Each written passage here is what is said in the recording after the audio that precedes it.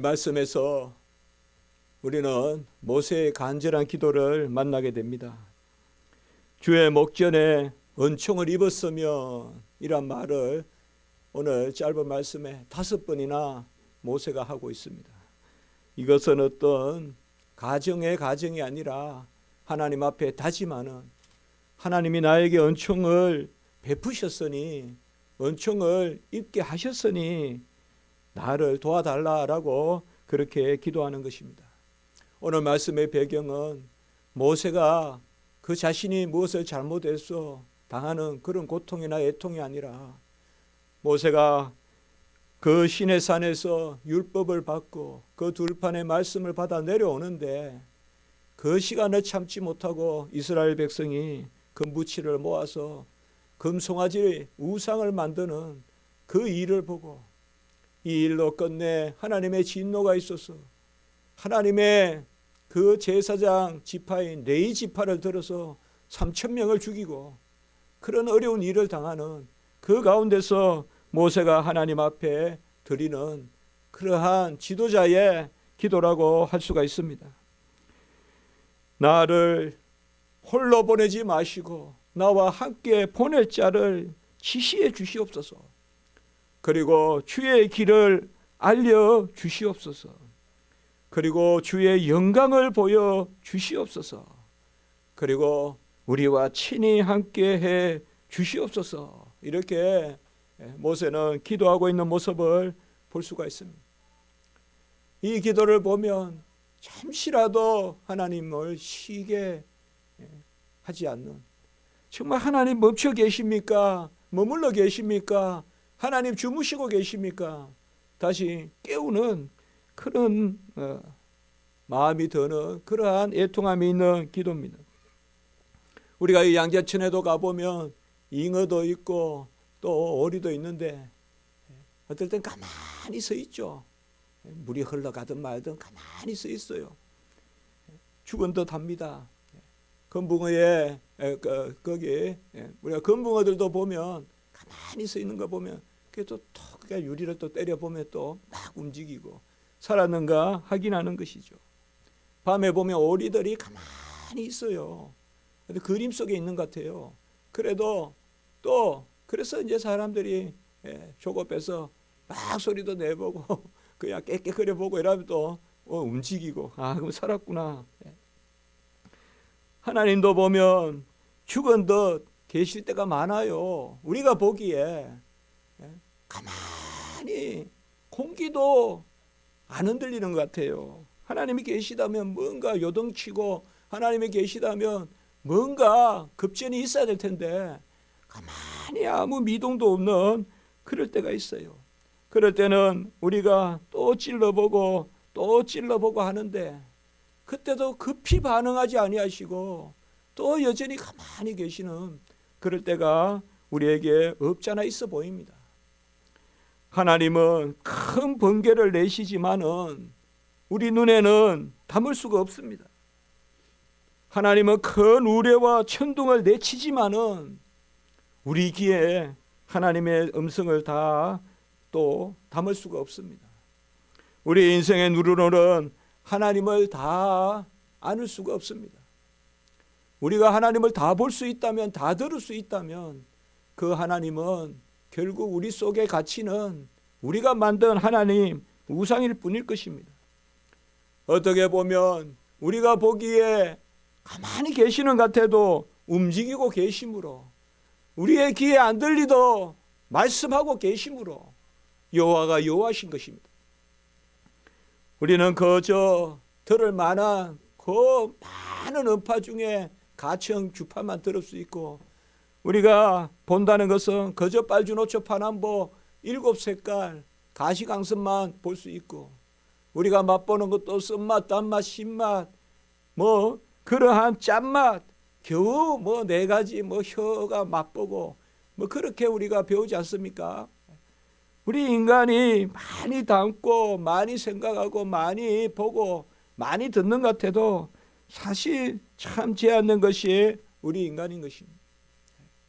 10가지 재앙이 내려도 애굽의 바로가 꼼짝도 안 하는 이런 모습들이 어떻게 보면 역으로 보면 하나님이 죽으신 게 아니라 인간이 반응하지 않는 거예요. 우리도 바로와 다를 바 없이 피와 깨구리와 이와 파리와 악질과 독종과 우박과 메뚜기와 흑암과 마지막 10번째 장자를 쳐서 죽이니까 이제 마음의 안전이 꺾여가지고 그러면 빨리 나가라 빨리 나가라. 이스라엘 백성을 내보내는 바로의 왕, 바로의 그 완악함이 우리 인간에게 있는 거예요. 어떻게 보면 보아도 보지 못하고 들어도 듣지 못하는, 그러면서도 우리는 끊임없이 또한 하나님 앞에 주여 나를 어찌 이렇게 두십니까? 라고 이렇게 이야기합니다. 출애굽기 19장 4절에 보면 내가 애굽 사람에게 어떻게 행하였음과 내가 어떻게 독수리 날개로 너희를 업어 내게로 인도하였음을 너희가 보았느니라 라고 이렇게 말했어요. 분명히 10가지 재앙으로 그리고 독수리 날개에 업어서 새끼를 나르듯이 하나님이 하신 것을 너희가 보았다라고 이렇게 말하고 있습니다. 우리는 간혹 무모하게 내가 볼 것만 하나님께 요구하고 어떻게 보면 우리가 보고 싶어 해도 보여주지 아니하시는 하나님을 우리 마음속에 믿어야 돼요. 그러면 어떻게 됩니까? 하나님은 우리가 볼 수 있는 것보다 크신 분으로 고백이 되는 거예요. 아멘. 우리가 듣고 싶어도 들을 수 없을 때 하나님은 우리가 듣는 그 너머의 하나님이시라는 것, 음성 너머로도 계신 분이라는 것을 믿게 됩니다. 그래서 보고 듣고 믿는 것이 아니라 믿음으로 보는 것을 넘어서고 믿음으로 듣는 것을 넘어서는 것입니다. 우리가 육안으로 다 담을 수 없어요. 육안으로 다 담고 다 그리고 다 향을 맡고 그건 다 이방 종교예요. 향을 들고 다니고 무슨 부적을 붙이고 그리고 그건 전부 다 이방이 하는 거예요. 우리는 어떻게 보면 기본적으로 이렇게 골조를 갖추고 지붕을 치고 여기서 예배 드릴 뿐 여기 하나님의 형상을 만들어서 걸어 붙이고 그렇게 하지 않는 것입니다. 지난주에 어떤 분이 오셔서 여기에 하얀 것 좀 이렇게 까만데 하면 싹 그냥 마음이 좋겠다는데 저는 1차적으로 깨끗한 게 좋습니다. 깨끗한 움직이는 것은 우리 인간이 움직였죠. 아이들이 뒤에 움직이고 살아 있잖아요. 지금 그럼 됐지. 이게 종이 몇 개를 붙인다고 본당이 살아나겠습니까? 사람이 살아 있으면 되죠.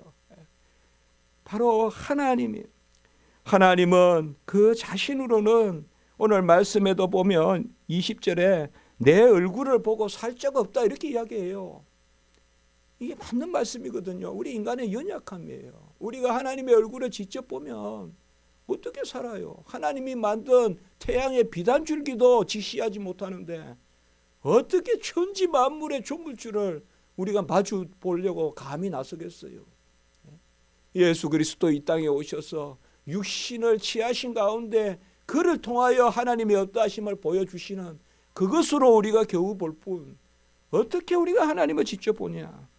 그러나 하나님은 우리에게 영 보여주시지 않는 것은 아닌데 오늘 말씀은 특별히 일하시는 하나님으로 행하시는 하나님으로 움직이시고 역사하시는 하나님으로 우리에게 나타나는 것입니다.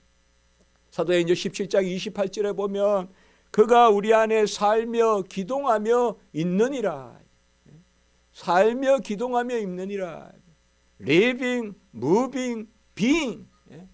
그가 우리 안에 살아있고 그가 우리 안에서 움직이고 그가 우리 안에 존재하고 계시다. 그렇게 말씀하고 있습니다. 그것을 아멘하고 그것을 우리 믿으면 되는 거예요. 그가 내 안에 살며 기동하며 존재하고 있느니라. 그것을 우리는 믿으면 되는 거예요. 우리 인생은 하나님이 잠시만 움직이지 않으면 하나님이 영 죽어 계신 듯이 그렇게 오해할 때가 많다 이 말이에요. 우레가 치고 천둥이 치고 빽빽한 구름과 불이 있는 가운데서 하나님이 나타나셔서 모세를 만나주는 것을 이스라엘 백성이 보았음에도 불구하고 그들은 잠시 하나님이 모세를 만나는 그 가운데서 그것을 기다리지 못하고 다른 신을 만들어라, 우상을 만드는 그 모습을 볼 수가 있습니다. 하나님은 죽었으니 새로운 신을 만들자, 우리가 그 신으로 인도함을 받고 위로를 받자, 이렇게 거짓신 우상을 만드는 것입니다. 우리 어머니가 잠시 쉰다고 해서 노는 것입니까? 죽은 것입니까? 우리 어머니는, 집에 어머니는 잠시 쉬어도 국이 끓고 있잖아요. 일하고 있다 이 말이에요. 방에 있는 어머니는 쉬는 것 같아도 싱크대에 국이 끓고 있다 이 말이에요. 하나님 일하고 계시단 말이에요. 내 환경을 통하여, 주변을 통하여 일하고 계세요. 우리를 위하여 국을 끓이고 계신다고요. 그래서 잠시 하나님은 안식도 하신단 말이에요. 하나님. 우리 어머니들이 집에를 일터로 안 만들어요. 우리 어머니들은 집을 쉼터로 만들어요. 어떻게 보면 하나님이 쉬는 것과 일하시는 것을 잘 분별해야 돼요. 우리 어머니들이 무조건 직장같이 우리 집을 안 만든단 말이에요. 훈육은 엄하게 하지만 그래도 자식들이 예부에서 상처 입으면 집에 와서 치료를 받을 수 있는 그 안식의 터로 만드는 것이 가정 아니겠어요? 마찬가지다 이 말이에요. 하나님은 죽어 계시는 것 같아도, 움직이지 않는 것 같아도 다 지시해 놓으시고, 다 스토브 맞춰 놓으시고, 다 가스 레인지 맞춰 놓으시고 국을 끓이고 계신다 이 말이에요. 우리 사람들은 보아야 믿으려고 하는 그런 경향이 있습니다. 영안으로 보는 것은 온전하나 육안으로 보아야 믿고자 하는 이것은 참으로 온전치 않은 것입니다. 도마가 그런 믿음을 가지려고 했어요. 빌립도 그런 믿음을 가지려고 했어요. 그러나 우리 주님은 뭐라고 했습니까? 보지 않고 믿는 자가 복되다라고 이렇게 말씀했습니다. 이게 우리 인간의 첫 번째 나쁜 습성이라면 꼭 봐야 믿으려고 하는 것. 또 두 번째 나쁜 습성은 내 이성으로, 내 논리로 이해되어야 믿으려고 하는 사람들이에요. 여러분 잘 생각해 보세요. 내 논리로 이해가 돼서 하나님을 믿는다. 그러면 그 하나님은 어떤 하나님일까요? 기적을 보이는 하나님이에요. 그런데 그 기적은 어떤 기적일까요? 내가 이해되는 기적이에요. 여기에 이성주의와 신비주의가 통하는 거예요, 여러분들. 교회 다니고 신을 믿는다는 사람들은 전부 다 뭔가 기적을 추구해요. 그런데 그들이 원하는 기적은 뭔가 하면 그들이 이해가 되는 기적이에요. 예컨대 오병이어의 기적, 예컨대 물이 포도주로 변하는 기적, 이런 것들은 하나님이 했다라고 생각해요. 그들이 이해하는 기적이에요. 그러나 십자가의 기적은 이해를 못하는 거예요. 그것도 우리 인간의 습성이에요. 그래서 유대인들은 표적을 쫓는다라고 이렇게 이야기한 거예요. 제가 항상 그렇게 생각합니다. 가장 이성주의자들, 내 생각을 믿는 사람들은 교회를 신비주의로 바꾸어요. 왜요? 내 머리로 써서 그래도 신인데 이런 것은 해야 되지 않겠느냐 하면서 그런 기적을 내가 만들어내려고 해요.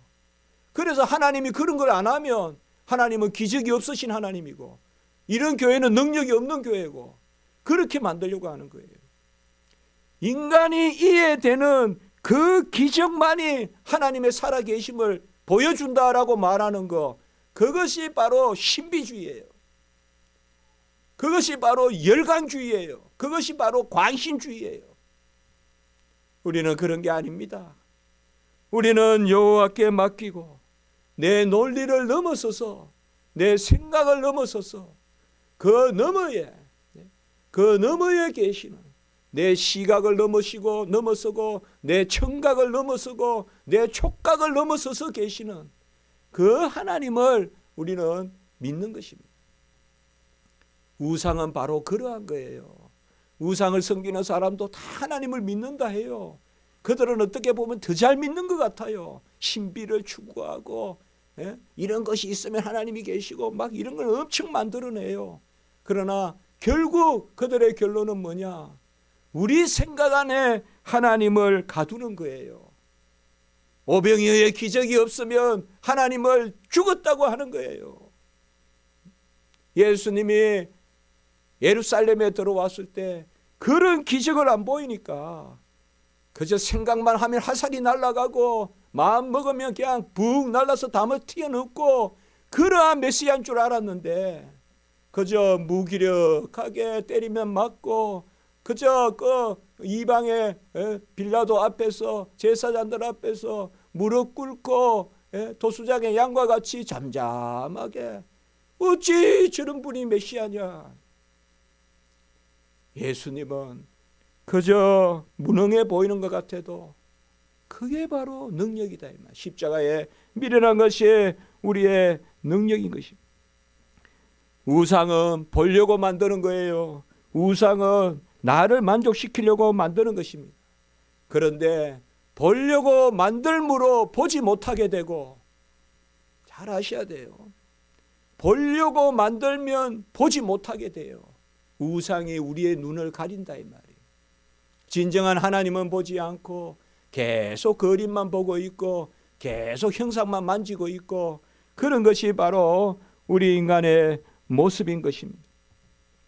하나님은 자기 자신을 드러내실 때 간혹은 우리가 이해할 수 없을 만큼 그 너머로 자기 자신을 드러내는데 이스라엘 백성은 끝까지 자기 생각을 이야기합니다. 출애굽기 32장 9절에 보면 그는 목이 뻣뻣한 백성이라고 했고, 그리고 33장 3절 오늘 읽진 않았지만은 거기에 보면 목이 고든 백성이다라고 이렇게 이야기했어요. 아이가 언제 가장 즐겁고 편안해요? 아이가 그저 엄마 품에 바짝 붙어 있으면 가장 즐겁거든요.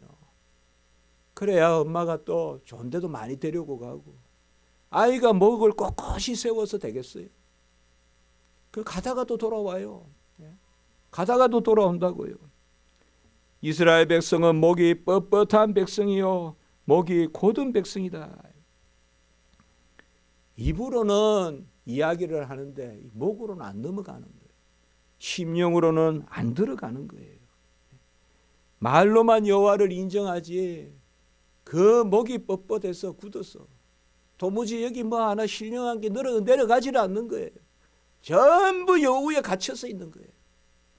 여기에 들어가야 돼요. 심령의 말씀이 들어가고 해야 되는데 이 목이 뻣뻣하고 목이 그냥 꼿꼿해서 말이에요. 이게 흐느흐느 해야 되는데 이게 못 들어가는 거예요. 여기서 다 그냥 막혀 있는 거예요. 캑캑거리는 거예요.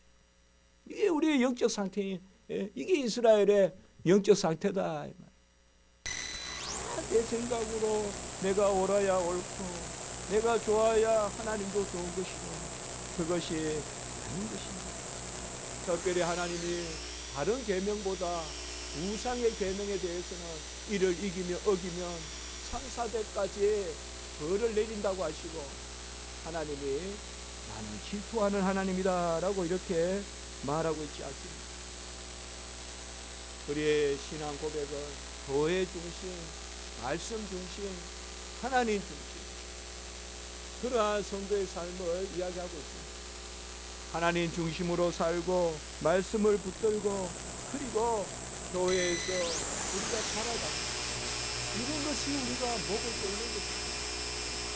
중심을 나에게 주지 않고 하나님 중심으로 살고 말씀 중심으로 살고 그리고 교회 중심으로 몸된 교회 중심으로 사는 그것이 바로 목을 끓는 것이요 그것이 바로 목을 끓는 것이요. 연약해도 들어가요. 빛은 한 줄기라도 들어가면 공간이 넓게 밝혀집니다. 그것이 바로 우리 목을 하나님은 그의 백성이 특별히 여호와를 인정하고 여호와를 향하여 믿고 기다리고 33장 3절에 보면 너희는 젖과 꿀이 흐르는 땅에 이르게 하려니와 나는 너희와 함께 올라가지 않는다. 하나님이 이렇게 말씀하십니다. 이제 우상을 만드는 모습을 보고 너희들끼리 그냥 젖과 꿀이 흐르는 땅에 가라. 나는 너희와 함께 가지 않겠다. 저는 이 말씀을 볼 때마다 참 하나님도 무심하시구나. 여러분, 젖과 꿀이 흐르는 땅에 하나님이 없으면 무슨 젖과 꿀이 흐르는 땅이에요? 젖과 꿀이 흐르는 땅이 어디 있습니까, 세상에? 저도 어릴 때 젖과 꿀이 흐르는 줄 알았어요, 가나안 땅에. 젖과 꿀이 흐릅니까, 거기에? 물론 아카시아 꿀도 많고 그럴 줄은 모르겠지만 진짜 젖과 꿀이 흐릅니까, 시냇가에? 그냥 시내가가 퍼먹으면 거기 우유고 젖이고 그게 꿀입니까? 저는 이 말씀만 보면 야, 하나님도 재미있으신 하나님이신가? 어떻게 이런 역설적인 말씀을 하실까? 너희를 젖과 꿀이 흐르는 땅에 이르게 하려니와 나는 너희와 함께 가지 않겠다. 아이가 너는 놀이터 가라. 그럼 나는 가지 않겠다. 아이가 어떻게 놀아요? 중요한 것은 젖과 꿀이 흐른다는 거예요. 중요한 건 뭐예요? 바로 하나님이 그 땅에서 함께 하시겠다는 거 아니에요. 그런데 하나님은 가지 않겠다. 너희들이 그렇게 표적만 구하고 그렇게 현상만 구하고 그렇게 너희들 생각하기에 먹을 거, 입을 거, 눈에 보이는 거, 들리는 거 그런 것만 그렇게 따진다면 그럼 너희들끼리 한번 해봐. 내가 없어도 한번 해봐. 그런 식으로 오늘 여기에서 말씀하시는 것입니다. 우리가 새 하늘과 새 땅이 어디 있어요? 찬송하잖아요. 주님을 모신 곳 새 하늘이로다. 주님을 모신 곳이 새 하늘이란 말이에요. 어디가 새 하늘? 우리 가정이 새 하늘이에요. 왜? 주님을 모시면 새 하늘이에요. 멋진 공간에 그게 아니에요. 가장 얼굴과 얼굴을 마주 보는 거, 가장 가까이서 마주 보는 거, 그것이 새 하늘과 새 땅이에요. 그게 영화로운 것이거든요. 하나님은 오늘 우상이라는 것이 뭔가를 이야기해 주는 거예요. 우상은 바로 하나님을 멀리하게 하는 거예요. 조급하게 하나님을 바라지 않고 하나님을 기다리고 하나님 안에서 함께 사는 그것이 아니라 조금만 하나님이 내 지각에 인식되지 않으면 급히 속히 다른 것을 쫓아가는 그것을 오늘 말하고 있는 거예요. 이에 대해서 모세는 다시금 여호와여 돌이키소서, 여호와여 주의 길을 내게 보여주소서, 여호와여 내가 주의 은총을 입었거니와 나를 불쌍히 여겨서 나를 회복시켜 주소서. 다시 그렇게 말씀하고 있는 것입니다. 시편 73편 28절에 보면 하나님께 가까이 함이 내게 복이라 라고 이렇게 이야기했습니다. 이게 최고의 복이에요. 하나님과 가까이 함이 내게 복이라. 시편 144편 15절에 보면 이러한 백성은 복이 있나니 여호와를 자기 하나님으로 삼는 백성은 복이 있도다 라고 이렇게 말씀하고 있습니다. 일체 모든 것을 멀리하고 여호와를 가까이 하는 것이 복이고 여호와를 중심에 삼는, 여호와를 중심에 두는 그 백성이 복이다라고 그렇게 말씀하시는 것입니다. 임마누엘 하나님, 우리와 함께 하신 하나님, 그것이 우리의 복이라는 것입니다.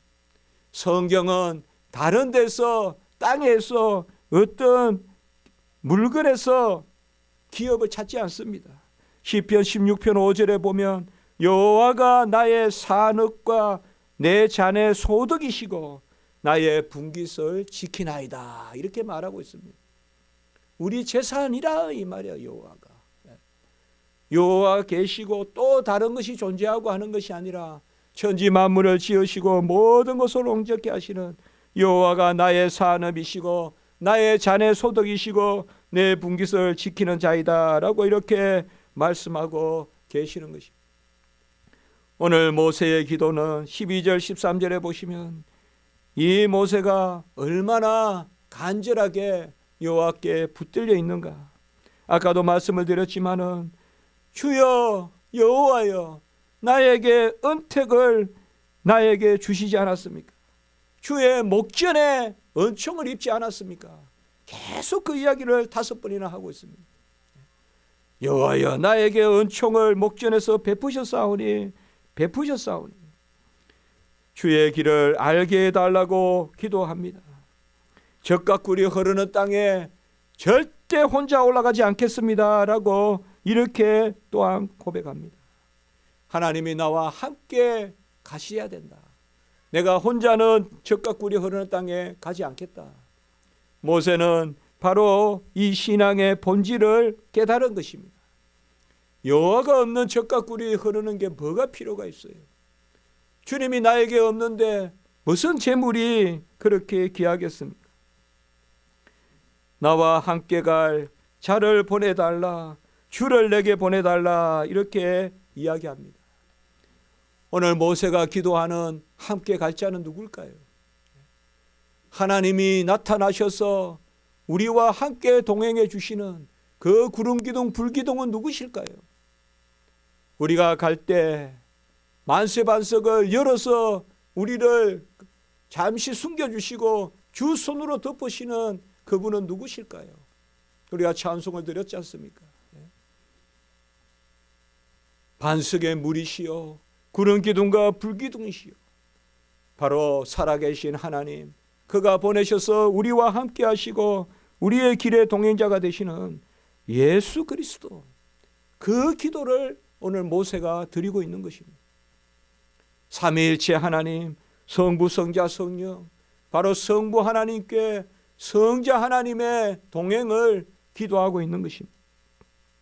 히브리서 11장 26절에 보면 모세가 그리스도를 위하여 받는 수모를 애굽의 모든 보화보다 더 큰 재물로 여겼다 이렇게 말하고 있습니다.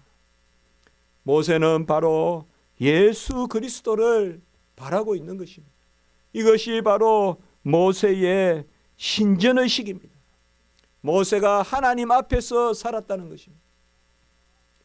우리가 출애굽기 33장 11절에 보면 모세는 친구와 이야기하듯이 여호와와 대면했다라고 이렇게 이야기하고 있어요. 33장 11절에 보면, 오늘 읽었던 바로 앞에 보면 사람이 자기의 친구와 이야기함 같이 여호와께서는 모세와 대면하여 말씀하시며 바로 얼굴을 마주보고 모세와 이야기했고, 그리고 모세는 입버릇같이 목전에서 이렇게 이야기하고 있어요. 목전에서라고 해도 되고 안전에서라고 해도 되고 얼굴 앞에서 눈앞에서 모세는 살았다는 것입니다. 구름기둥과 불기둥, 우리가 오늘로 말하면 이제는 내가 사는 것이 아니라 내 안에 그리스도가 사신다는, 그것이 여호와께서 우리와 함께 하시는 것입니다. 임마누엘 하나님 예수 그리스도께서 우리 안에 오셔서 이제는 내가 사는 것이 아니라 예수 그리스도께서 우리 안에 사시는 것입니다. 오늘 14절의 말씀을 보십시오. 같이 한번 읽어볼까요? 14절의 말씀 같이 읽습니다. 시작. 여호와께서 이르시되 내가 친히 가리라, 내가 너를 쉬게 하리라 라고 이렇게 말씀하고 계십니다. 내가 친히 가리라, 내가 너를 쉬게 하리라. 내 안에 살며 기동하며 존재하시고 이제는 내가 사는 것이 아니라 내 안에 그리스도가 사시는 그 하나님, 성부, 성자, 성령 삼위일체 하나님이 우리 안에 임하시는 것입니다. 16절의 말씀에도 보면 주께서 우리와 함께 행하심으로 우리를 만민 중에 구별하심이 아니니까 라고 이렇게 말씀하고 계십니다. 그를 택하시고 만민 중에 우리를 위하여 구별하셨으면, 우리를 만민 가운데서 선택하셨으면 주님은 우리를 위하여 행하십니다. 저도 이번 주에 어려움도 있었습니다. 마음에 힘든 일도 있었습니다. 그러나 하나님의 비묘한 섭리가 있음을 깨닫고 얼마나 감사했는지를 모릅니다.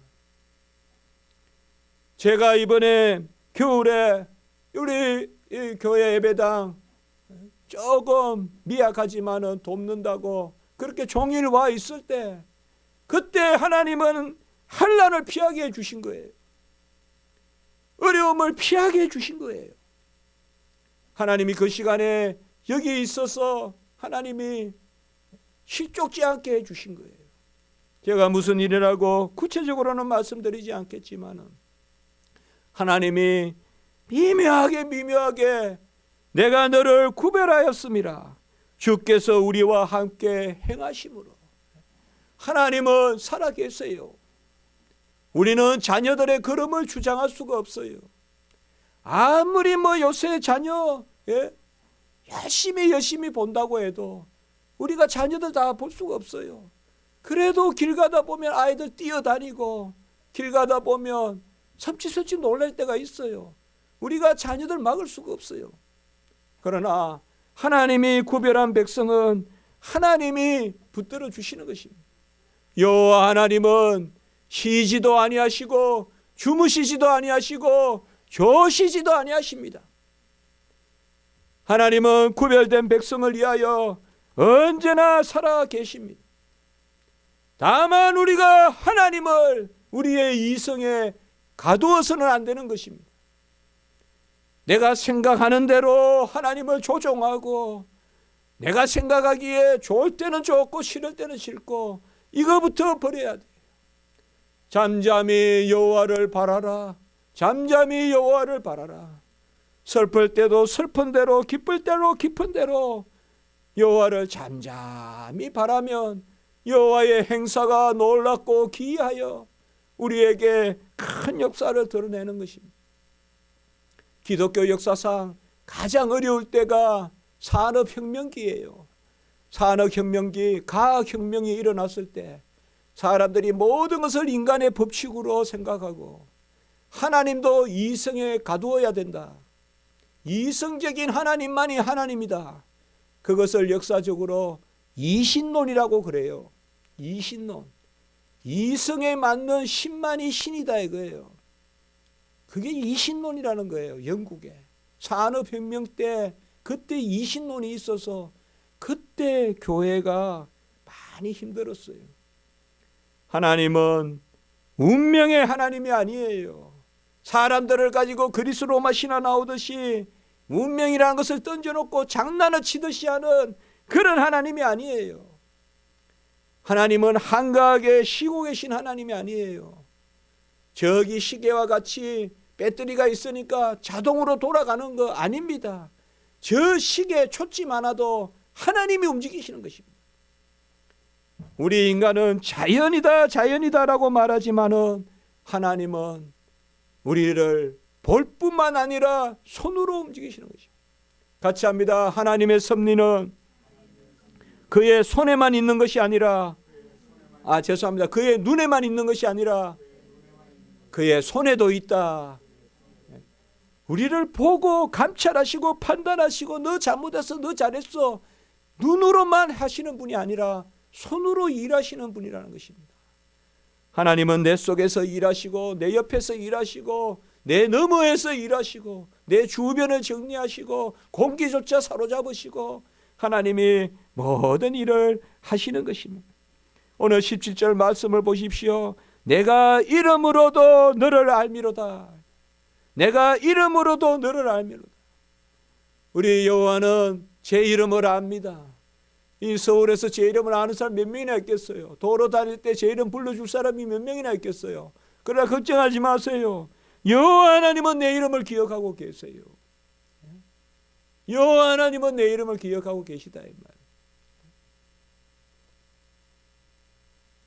내어나 이래야 다 기억하고 계시다 이 말이에요. 우리의 이름을 불러주시는 거예요. 내가 긍휼히 여길 자를 긍휼히 여기고 불쌍히 여길 자를 불쌍히 여긴다. 로마서 9장 15절의 말씀이에요. 이 로마서 9장 15절의 말씀이 오늘 19절 나오는 말씀을 바울이 옮겨서 쓴 말씀이에요. 오늘 19절에 보면 나는 은혜 베풀 자에게 은혜를 베풀고 긍휼히 여길 자에게 긍휼을 베푸니라. 그리고 그 앞에 보여 모든 선한 것을 내 앞으로 지나가게 하시고 모든 선한 것을 우리 앞에 다 펼쳐 놓으시고 내가 은혜 베풀 자에게 은혜를 베풀고 긍휼히 여길 자에게 긍휼히 여기고 로마서 9장 16절에 보면 원하는 자로 말미암음도 아니요 다른 박질하는 자로 말미암음도 아니요 오직 긍휼히 여기시는 하나님으로 말미암는다라고 이렇게 말하고 있어요. 내가 원한다고 내가 다른 박질한다고 되는 것이 아니라 오직 긍휼히 여기시는 내가 긍휼히 여길 자를 긍휼히 여기고 불쌍히 여길 자를 불쌍히 여기는 오늘 16절에 주의 백성을 천하 만민 중에 구별하심이 아니니까 참 모세의 기도는 깊은 기도예요. 나를 천하 만민 중에 구별하셨으니 내 이름을 기억하시는 하나님이시여 나의 이름을 기억하시는 하나님 문병화 목사야 기억하시는 하나님이시여 내 이름을 불러주신다 이 말이에요. 지나가는 나그네같이 행인같이 대하지 않는단 말이에요. 어찌 아버지가 자녀의 이름을 잊어버리겠습니까? 어찌 우리 하나님이 우리의 이름을 잊어버리겠습니까? 주님께서 우리에게 그의 크신 기뻐하심으로 그의 놀라운 경륜으로 우리를 이끌어 내시는 것입니다. 시편 44편 3절 저는 이 말씀 좋아합니다. 오직 주의 오른손과 주의 팔과 주의 얼굴에 비추라 하셨으니 같이 합니다. 주께서 그들을 기뻐하신 까닭이니이다. 땅에서는 기뻐하심을 입은 자들 중에 평화로다. 우리를 기뻐하신 까닭에 이게 뭐예요? 아무 조건이 없어요. 무조건이란 말이에요. 그냥 기뻐하신 거예요. 부모가 자식을 기뻐해서 그냥 밥 주듯이 그들을 기뻐하신 까닭이니이다. 그들을 기뻐해서 여호와께서 모든 것을 베풀어 주십니다. 오늘 마지막에 보면 이제 모세야 반석에 서라 하나님이 응답을 해주세요. 그 반석에 서니까 모든 영광이 지나가는데 손으로 덮으세요. 뭐예요? 하나님의 영광을 보면 죽어요. 다. 그 광채에 우리가 살아남을 수가 없어요. 그 바위에 숨기시고 주 손으로 덮으시네. 오늘 그 말씀에 찬송한 오늘 찬송 주 손으로 덮으시네. 주 손으로 덮으세요. 모든 영광이 반석에서 지나 그 반석은 그리스도세요. 그리스도 위에 세우고 손으로 덮으세요. 그 영광을 그 영광의 광채를 그리고 보니 얼굴은 보이지 않는데 등만 보여요. 오늘 마지막 말씀에 보면 내 등을 볼 것이요 얼굴은 보지 못하리라. 여러분 등이 뭐예요? 어렵게 해석하지 않을게요. 아까 우리 어머니 이야기했죠. 우리 어머니가 등을 많이 보여주시죠. 매일 음식하는 그 모습 등. 우리 앞에 앉아서 밥을 먹는 모습이 아니라 등을 보이면서 일하시는 모습. 그 하나님의 모습이에요. 여러분 우리 어머니 뭐가 기억나요? 저는 돌아가신 어머니 등이 기억이 나요. 그냥 거의 날마다 물감도 안 들인 그 흰 옷만 입고 있었어요. 옛날에 물감 들인 옷이 비싼 옷이 아니겠어요? 그 앞에서 부엌에서도 얼굴은 생각이 안 나요. 항상 가면 부엌에서 부엌문을 열으면 뒷모습만 보이는 일하시는 모습만 보이는 거예요. 자식 앞에 앉는 시간도 잘 없고 자식을 꾸짖는 시간도 잘 없지만 우리 어머니들은 일을 하고 있는 거예요. 우리 가정도 우리 남자들은 다 그냥 헛것이에요. 우리 남자들은 다 헛것이고 우리 남전도에 다 헛것이고 다 우리 보면 여전도에 다 주방에서 등을 보이면서 일하잖아요. 그런데 우리는 한마디 하죠. 이리 와봐. 좀 앉아봐. 근데 얼굴이 중요한 게 아니라 등이 중요하다. 일하시는 하나님, 등을 보여주시는, 일을 하시는 하나님. 요한복음 15장 5절, 너희가 나를 떠나서는 아무것도 할 수 없다. 그러나 이 말씀은 우리가 하라는 게 아니라 내가 한다는 것입니다. 기도드리겠습니다. 거룩하고 자비로우신 하나님 아버지, 은혜와 사랑을 진실로 감사합니다. 우리를 위하여 일하시고 예비하시고 물을 내게 하시고 그 영광 반석 위에 세우시고 주 손으로 덮으시네. 우리를 덮어주시며 모든 가운데 인도하여 주신 하나님 감사합니다. 하나님 아버지시여, 우리의 생각에 하나님을 가두지 말게 하시고 전적으로 의뢰하고 신뢰하고 여호와의 행사를 바라고 여호와만을 앙망하며 내가 산을 향하여 눈을 들리라, 내가 성전을 향하여 눈을 들리라, 하나님만 바라보고 나가는 저희들이 되게 해주시고 일체 속된 삿된 우리 헛된 이 생각 정욕 다 버리게 하시고 내 이성 내려놓고 하나님의 놀라운 신령한 빛을 보는 저희들이 되게 해 주시옵소서. 구주 예수 그리스도 이름으로 감사하며 기도드리옵나이다. 아멘.